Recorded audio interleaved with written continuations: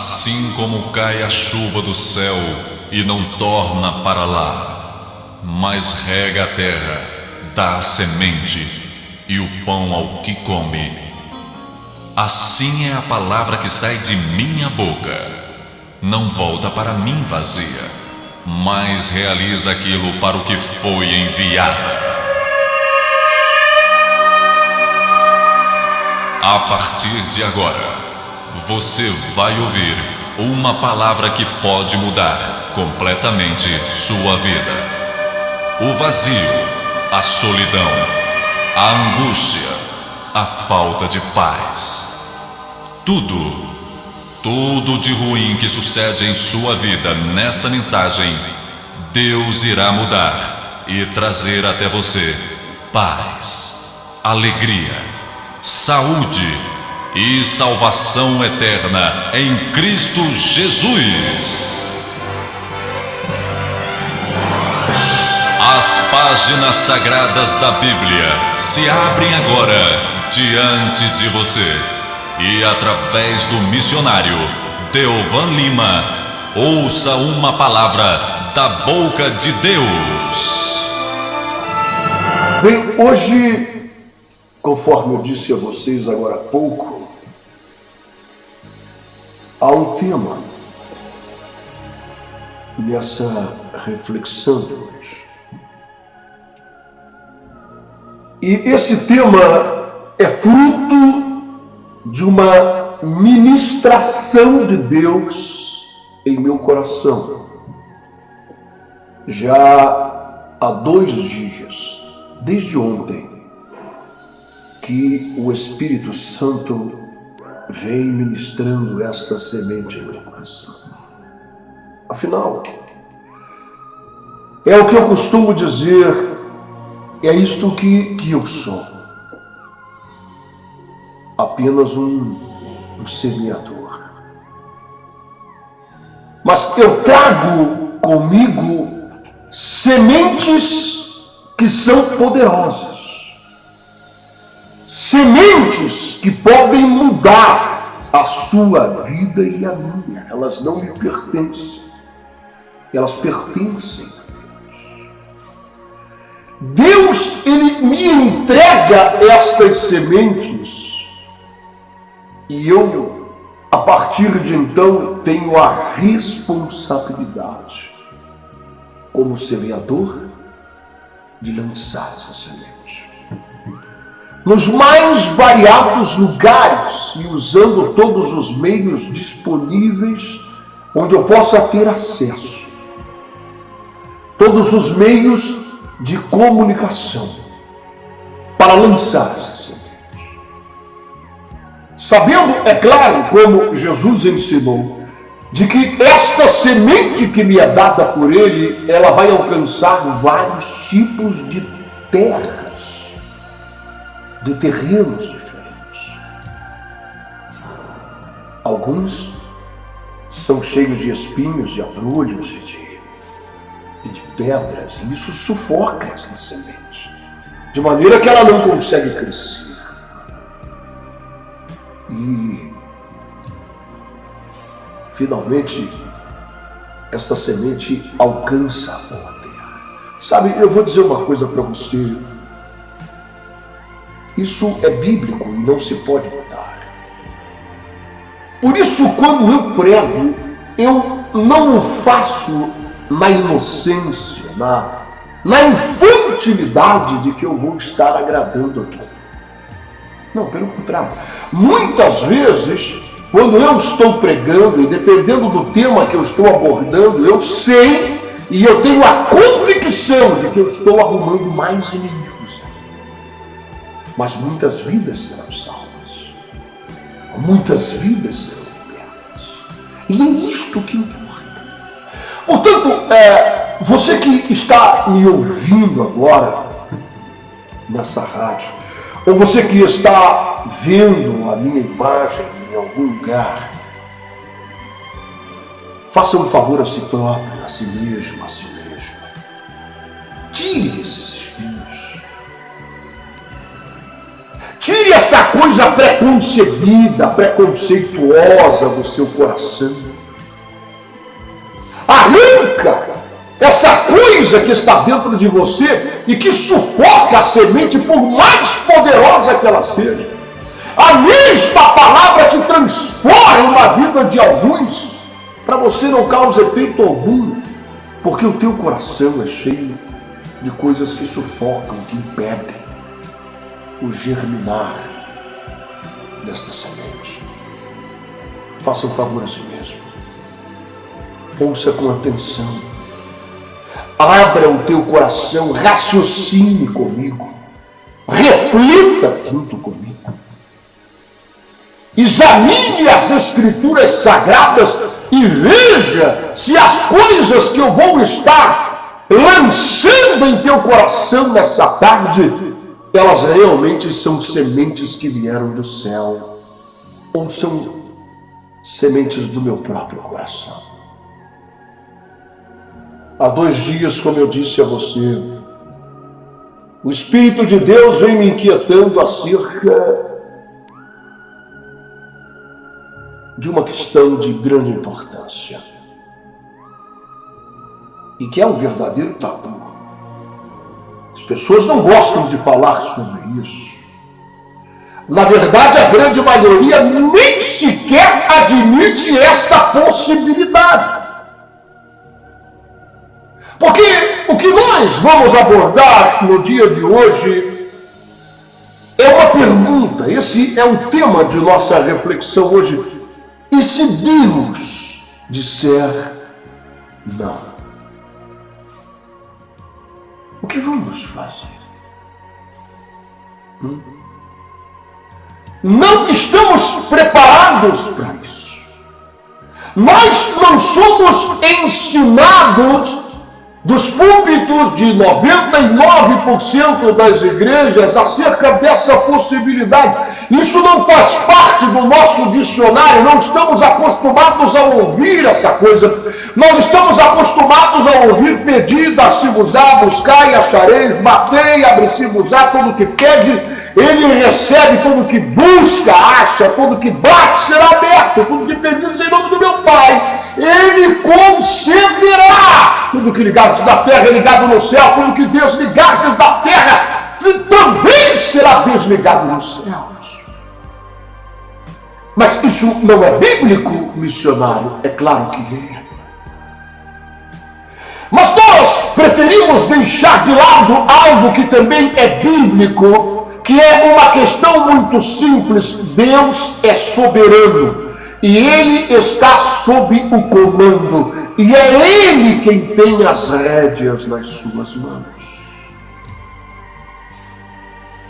De maneira que nós estamos repletos de cristãos abarrotando muitas igrejas e que simplesmente eles não têm estrutura alguma para suportar da parte de Deus uma resposta negativa. Se você estiver pedindo algo a Deus e insistindo com Ele sobre alguma coisa, e Deus te responder não, a maioria das pessoas vai desabar e se desestruturar completamente, porque eles não admitem essa possibilidade. Ou seja, a maioria dos servos de Deus, e se eu estou falando alguma bobagem, venha até aqui me corrigir, por favor. Mas a maioria esmagadora daqueles que hoje se chamam servos de Deus, eles são incapazes de atribuir a Deus a qualidade de ser Deus, de estar sobre o comando, de tomar a decisão final, de decidir o que é melhor e a hora melhor, e se vai ser assim ou se não será. A verdade é que nós não gostamos desta coisa incerta, não é? Não, nós não gostamos. Nós gostamos de pisar em terra firme. Nós gostamos de estar sob o comando de uma situação. A insegurança, ela não nos faz bem, não é? E nós preferimos decorar os versículos que nos trazem esta segurança sobre o agir de Deus. Ou seja, Ele vai fazer. Pode demorar um pouquinho, mas Ele vai fazer. Ele vai trazer. Ele vai responder positivamente. Ele vai te dar o que você está pedindo. Nós gostamos disso. A única insegurança que nós somos capazes de admitir em toda essa história de nosso relacionamento com esse Deus que criou os céus e a terra como Todo-Poderoso, a única insegurança que nós podemos admitir é o tempo. Ou seja, pode demorar um pouco, Deus, afinal o Senhor é Deus, mas eu vou receber, eu tenho que receber. E alguns chegam até a dizer que Ele não apenas vai fazer, mas eles dizem mais, eles dizem, Ele tem que fazer. É verdade. Eles dizem assim. Ele tem que fazer, senão Ele não é Deus, senão a palavra dele é mentirosa. Não, a palavra dele não é mentirosa, você que não a conhece. Porque esse é o grande problema. Todas as heresias, as seitas, as religiões vazias que têm surgido por aí, falsos profetas se proliferando por todos os lados, brotam, emergem, surgem das Sagradas Escrituras. Quando você começa a catar versículos bíblicos, você pode formar o Deus que você quiser. Você tem a matéria-prima nas tuas mãos para formar o teu Deus, conforme o teu gosto, conforme os teus pensamentos. Basta que você retire de todo um contexto alguns textos que você tenha preferência por eles e que se adequem aos teus pensamentos e à tua teologia.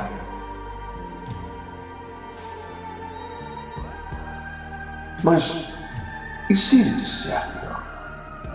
E aí você pode pensar, bem, missionário, mas e Ele pode dizer não? Por que Ele diria não?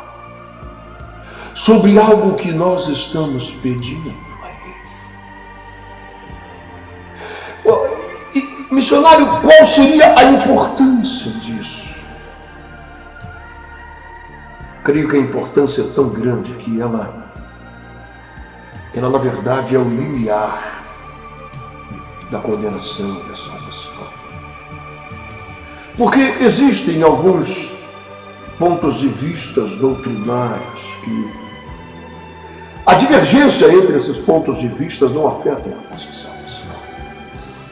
Por exemplo, alguns creem que a igreja não passará pela grande tribulação. E eles têm alguns versículos. Outros creem que a igreja passará pela grande tribulação. Eles também têm alguns versículos. Outros acreditam que a igreja passará pela metade desse período descrito na Bíblia Sagrada como 7 anos, e ela passaria por 3 anos e meio. Um tempo, 2 tempos e a metade do tempo. Mas não vale a pena brigar sobre isso. Porque se estivermos preparados de fato, então, quer a igreja passe por esse período, ou não passe por ele, ou apenas por uma parte dele, se estivermos preparados, vamos entrar no reino dos céus. Então, não vale apenas nós discutirmos sobre esse assunto. Porém, existem outros pontos de vista, outras questões doutrinárias, outras interpretações de textos sagrados, que isto sim vai condenar a nossa alma. Nós não podemos errar nisso. Nós não podemos nos deixar levar por falsos profetas, pelo entusiasmo. Nós não podemos nos deixar levar pelo estouro da goiaba. Nós temos que parar, pensar, refletir, escutar a Deus, ouvirmos o Espírito de Deus falar conosco e nos instruir nesta caminhada. Porque nós sabemos que o caminho para o reino dos céus é um caminho encontrado por poucas pessoas. Jesus disse que o caminho é estreito, a porta é apertada. E por ser apertada a porta e o caminho é estreito, poucos são os que andam por ele. E poucos são os que passarão por essa porta. O reino dos céus é tomado à força, pelo empenho, pela dedicação, enfrentando barreiras, dificuldades, prosseguindo adiante, como Paulo disse, em direção ao alvo que me está proposto. Então, refletir sobre a soberania de Deus faz toda a diferença em nossa vida. Naquilo que vivemos, naquilo que pregamos, naquilo que semeamos e naquilo que iremos colher como fruto de nossa vida aqui, pelos séculos dos séculos dos séculos. Mas isso não nos traz insegurança, missionário. Não traz. Não traz, porque nós sabemos aquilo que nos aguarda. É isso. Você espera em Cristo apenas para as coisas deste mundo, porque o apóstolo Paulo, ele disse que aqueles que esperam em Cristo apenas para as coisas desse mundo, ele é o mais miserável de todos os homens. Veja a expressão de Paulo, o mais miserável. Ou seja, ele chegou tão perto da verdade, ele chegou tão perto das riquezas eternas, ele chegou tão perto do paraíso, do reino dos céus, de conhecer a verdade. Ele teve a palavra na mão, ele recebeu algumas bênçãos e desfrutou de alguns milagres, mas ele se envolveu e se emaranhou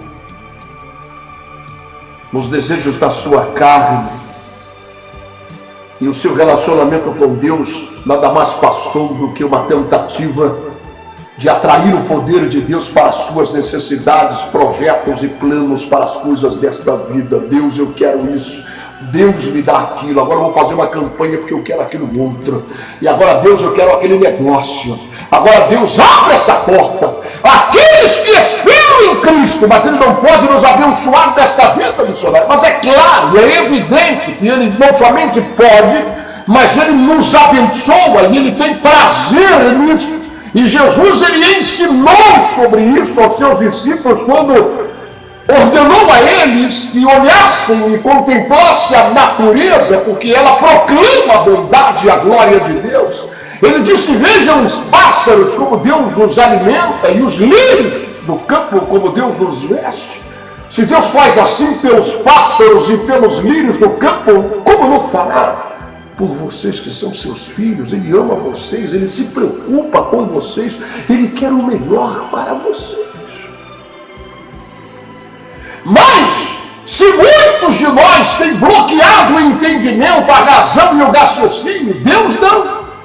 Deus sabe que nossa vida aqui é passageira, e o grande projeto dele, Cristo morreu na cruz do Calvário, não foi para nos tornar empresários ricos e bem-sucedidos nesta vida e nos darmos a melhor roupa, o melhor calçado e o melhor alimento da nossa mesa. Não, Ele morreu na cruz para quebrar as maldições de todas as cadeias do inferno e despedaçar como jugo e fazer de mim e de você nova criatura, recebermos o poder de sermos feitos filhos de Deus e entrarmos em seu reino e lá vivermos com Ele pelos séculos dos séculos.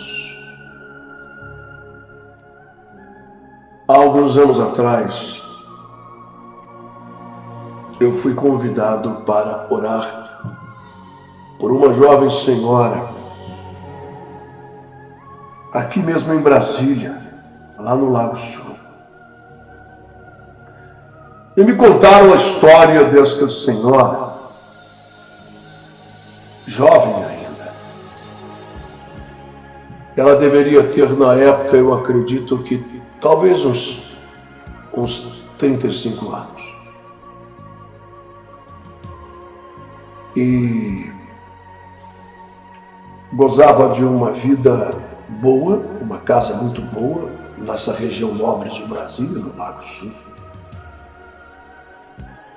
E no caminho foram me contando a história. Ela sofria de uma doença degenerativa e que ia definhando o seu sistema nervoso e estava desenganada pelos médicos. De maneira que ia paralisando os braços, o movimento das pernas, e devagar ela ia perdendo todos os movimentos e tendo uma paralisia total do corpo. Uma jovem, uma vida pela frente. Mas me falaram que já havia estado em sua casa muitos pastores, muitas pessoas que foram orar, não é? Que abriram a Bíblia e que falaram de versículos e que profetizaram a cura dela e que Deus estaria restaurando sua saúde. E você pode me perguntar, missionário, o senhor não acredita que Deus cure os enfermos? Eu já fui curado várias vezes e Deus já me usou para curar muitas pessoas.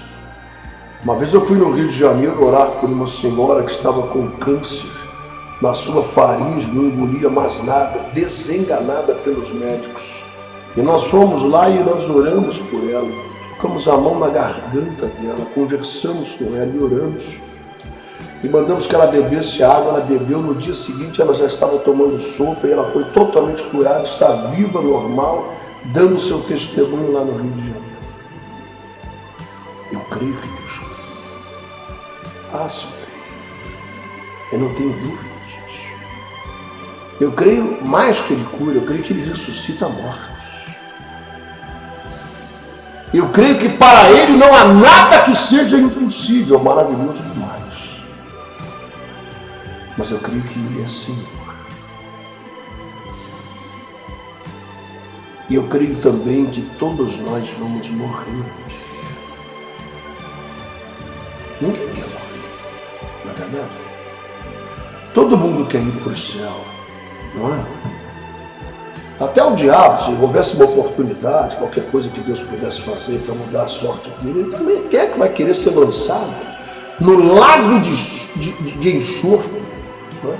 No lago de fogo e de enxofre, um lugar de tormento eterno. Ninguém quer, não é? Então, todo mundo quer ir para o céu, ninguém quer morrer, não é? A nossa vida aqui tem que ter um fim.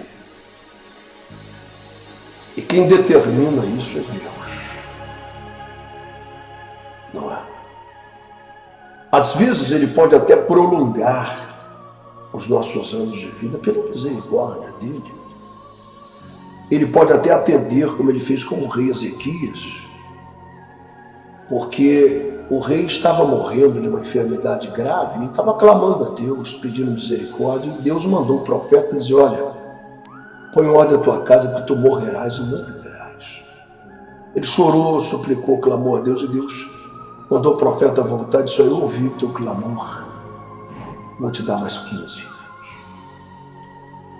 Mas aí você pode ter certeza absoluta que, passados 15 anos, se ele virasse o rosto para a parede e começasse a chorar de novo, Deus falou: agora chega. Agora chega. Agora chega. Sabe, nós estamos de passagem para esse lugar. Não se prenda às coisas desse mundo, meu irmão. Isso aqui é passageiro. Será que você não é capaz de dimensionar, de aceitar e de compreender de fato que as coisas aqui são passageiras?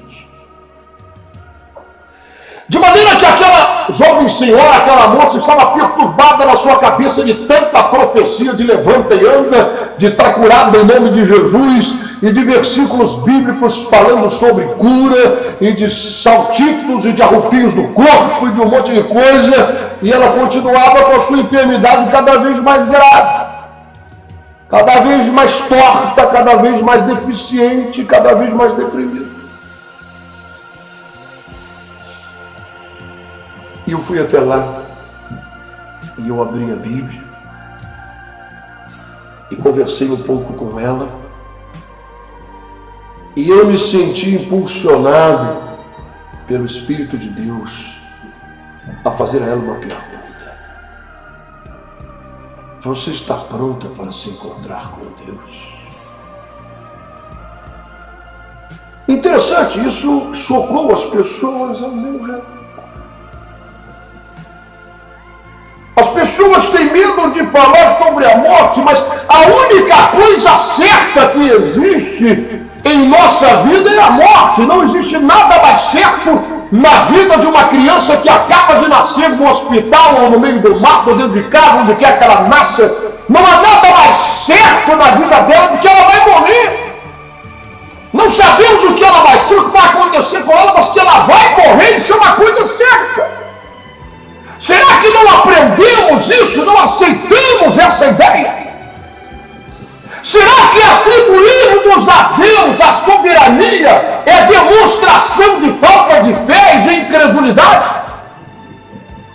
Será que aceitarmos o não de Deus é sermos incrédulos? Porque não queremos morrer nessa idade, mas Deus pode ter determinado simplesmente acabou, é o fim. E eu não vou curar. E eu não vou fazer. Há um homem na África cujo ministério eu tenho grande admiração, Reinhard Bonnke, um grande evangelista, um grande pregador. E a África tem sido lavada pelo sangue de Cristo por intermédio do ministério desse irmão. De maneira que muitos africanos que morreram vítimas, você sabe que lá tem muita magia negra, e muitos africanos que morreram vitimados por uma série de coisas, entre elas a magia negra, foram levados a ele, e alguns ele nem viu sequer, mas foram levados à concentração onde ele estava orando pelo povo e pregando, e o corpo das pessoas foram trazidos até aquele lugar e a pessoa ressuscitou. Ela levantou da morte. E muitas pessoas começaram a trazer os mortos, antes de sepultar, levavam para ele. E ele disse o seguinte, a toda essa gente, ele fez uma declaração, ele disse, eu creio que Deus ressuscita mortos. E já foram ressuscitados 8 mortos no meu ministério aqui na África. Querem trazer os defuntos? Podem trazer. Agora eu quero dizer para vocês uma coisa, se vai ressuscitar ou não, eu não sei, isso cabe a Deus, a autoridade de Deus. É Ele quem está sobre o controle, é Ele quem está sobre o domínio. Querem trazer, tragam, eu vou orar. Agora, se vai ressuscitar ou não, cabe a Deus, sabe? Isso não é falta de fé, não é. Isso é ausência de prepotência. Isso não é falta de fé. Isso é atribuir a Deus soberania, governo, autoridade. Hoje em dia, quase ninguém mais aceita o conselho de Tiago, quando ele disse, olha, quando você for falar alguma coisa, que você vai a um lugar, ou que você vai viajar, ou que você vai fazer tal projeto, não diga eu viverei para fazer isso, mas diga se Deus quiser. Sabe, as pessoas associam essa frase ensinada pelo apóstolo Tiago como algo meio esdrúxulo. Isso parece que joga um balde de água fria em nossa fé. Nós gostamos de determinar. Nós gostamos de determinar. Está ligado na terra, vai acontecer, pode chover canivete, até se Deus não quiser vai acontecer. E bate na Bíblia, e Deus tem que fazer, porque está escrito e tal, e aquela coisa meia super-herói, aquela coisa meia Hollywood.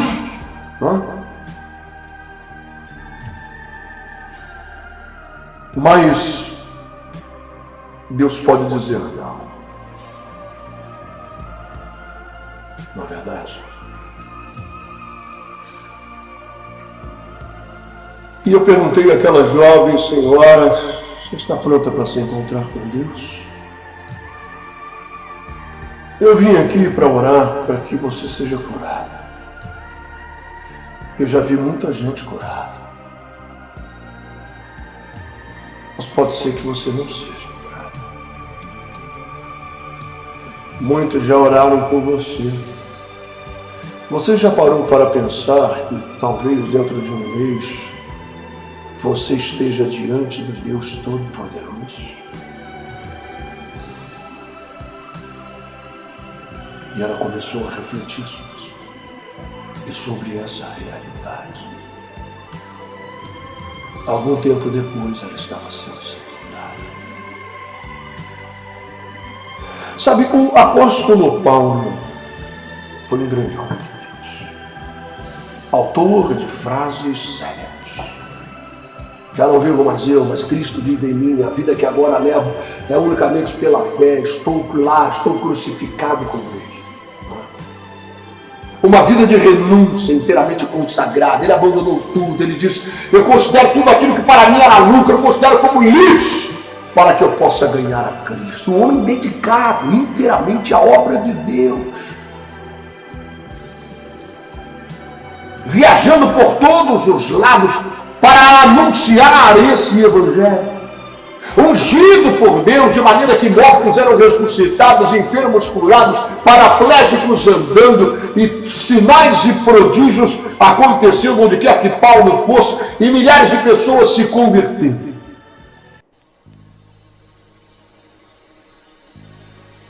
Mas Paulo, ele tinha uma dificuldade, mais do que uma dificuldade.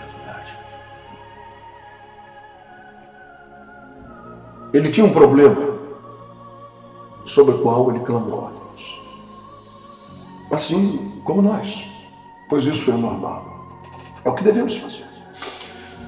Nós clamamos a Deus, sobretudo em nossa vida. Não é assim que você faz? Seu marido, a sua esposa, os seus negócios, suas dívidas, a sua saúde, você clama a Deus. As tribulações, você clama a Deus. Paulo, ele tinha um problema que ele próprio, e nós vamos ficar apenas no que ele próprio disse. Não vamos divagar ou filosofar sobre essa questão. Eu tenho a minha opinião sobre isso, mas não vale a pena entrarmos em detalhes. Vamos ficar no que ele disse.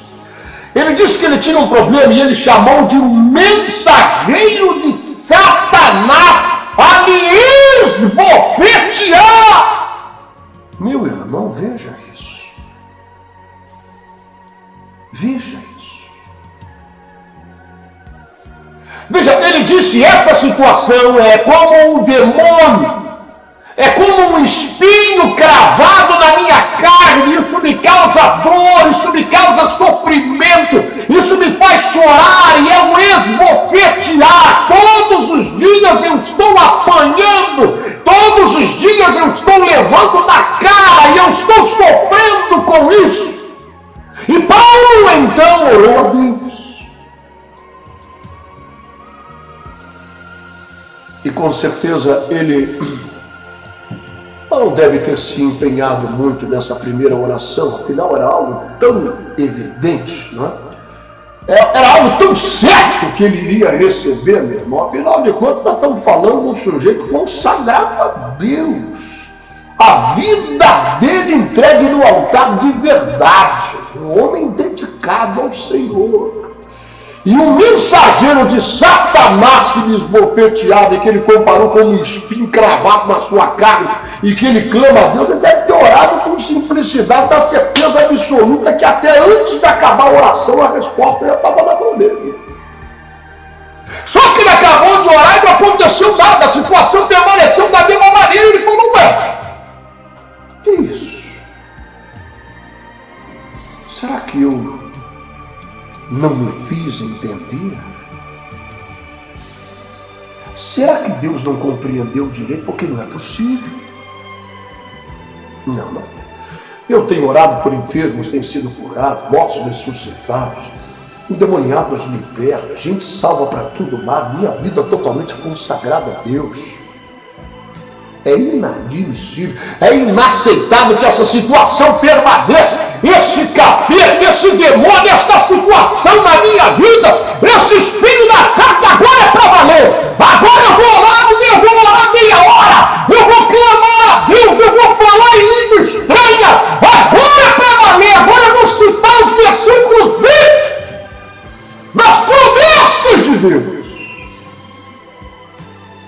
fez isso.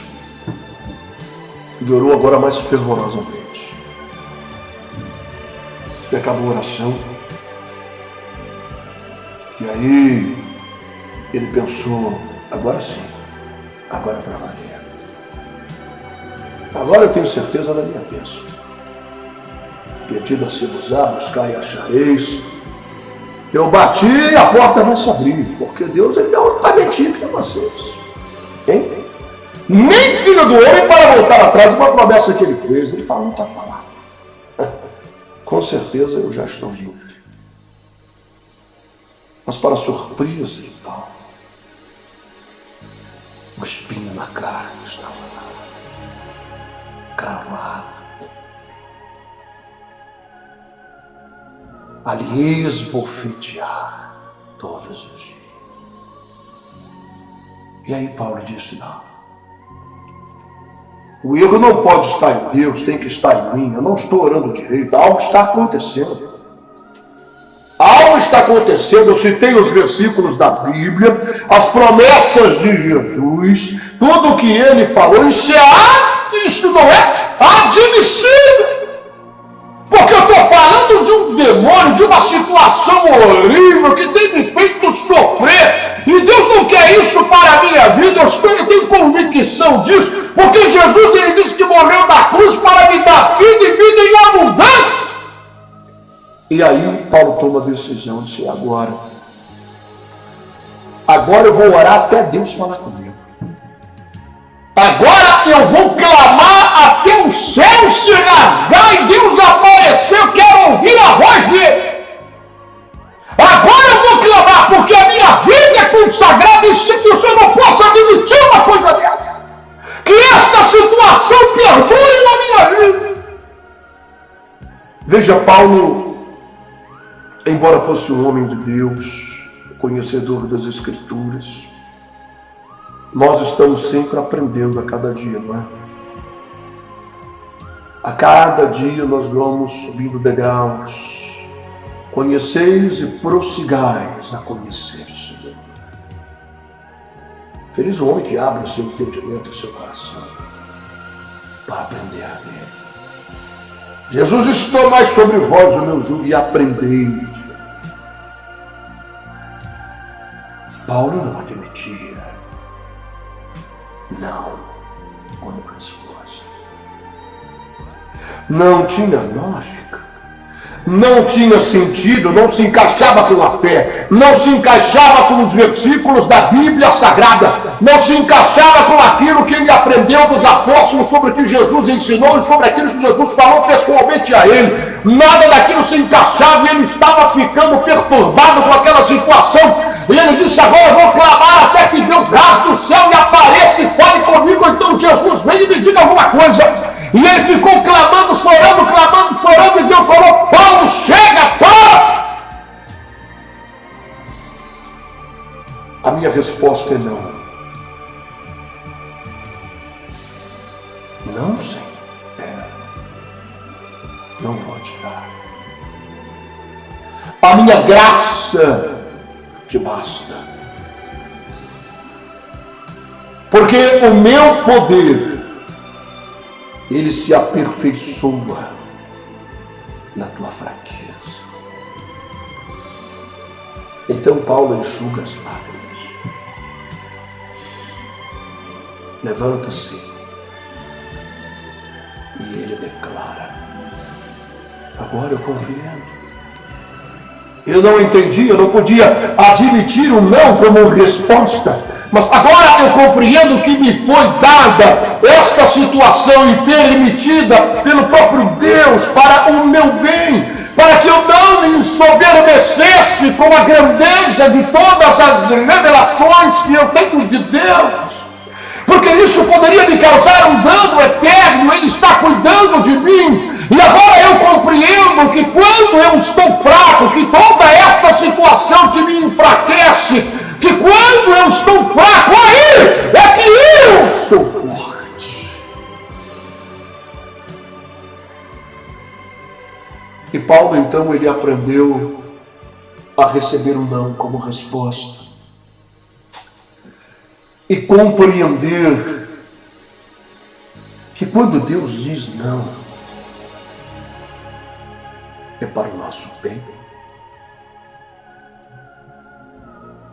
Devemos entender isso porque Deus, Ele é bom. O rei Ezequias viveu mais 15 anos, e depois que ele viveu esses 15 anos, ele pôde compreender que era melhor para ele ter morrido. Porque nesses 15 anos que ele viveu, ele gerou um homem que se tornou rei, que foi uma maldição em Israel.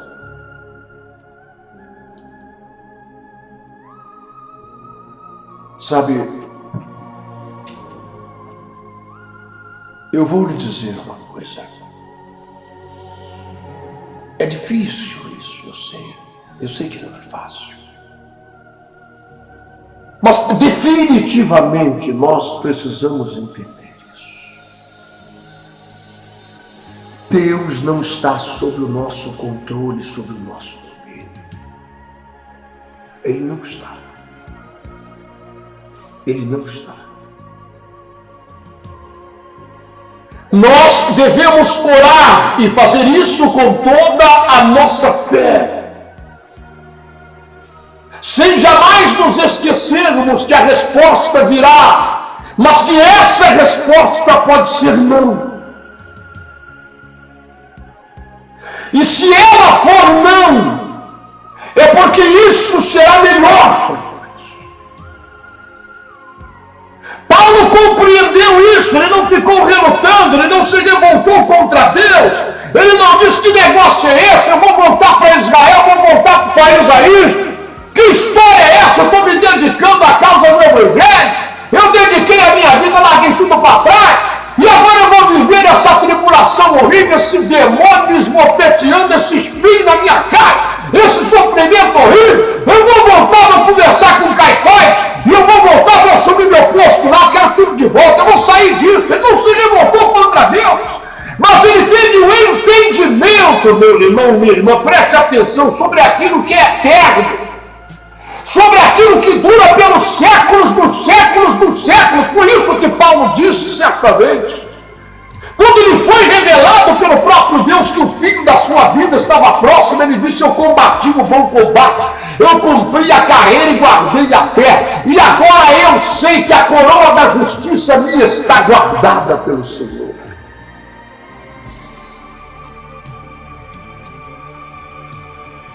Sabe, infelizmente, e essa é uma grande verdade, a maioria esmagadora de todos os cristãos em nossos dias tem bloqueado o entendimento sobre isso, de maneira que as pessoas se encontram totalmente despreparadas para aquilo que é a coisa mais certa da vida delas. Elas se encontram totalmente despreparadas para quando Deus disser um não. E elas se revoltam, e elas então começam a murmurar, e a espraguejar, e a maldizer, e se desviam, e vão para o mundo, e abraçam o capeta, e entra na carne, e vai prostituir, porque elas se revoltam contra Deus, se revoltam porque Deus disse não. Se levantam porque elas descobrem finalmente que Deus não era empregado deles, que Deus não é o gênio da lâmpada mágica para satisfazer os seus pedidos e os seus desejos, mas que Ele é Senhor e que Ele está moldando a vida de pessoas dessa terra para que elas possam ter direito de entrar no reino dos céus. Assim como o oleiro ele molda o barro, Deus está moldando a nossa vida. Então, isso não é pregado muitas vezes, não pela falta de conhecimento desse fato, mas porque isso não causa entusiasmo. É porque isso não causa frenesi, não dá arrepio no corpo, não faz ninguém saltitar, não faz ninguém ficar rodando em círculo igual um peão. É porque esse tipo de mensagem você não pode gritar: receba! tipo de conhecimento não tem pirotecnia, meu irmão, não tem fogos e não tem jogo de luz. Isso é verdade.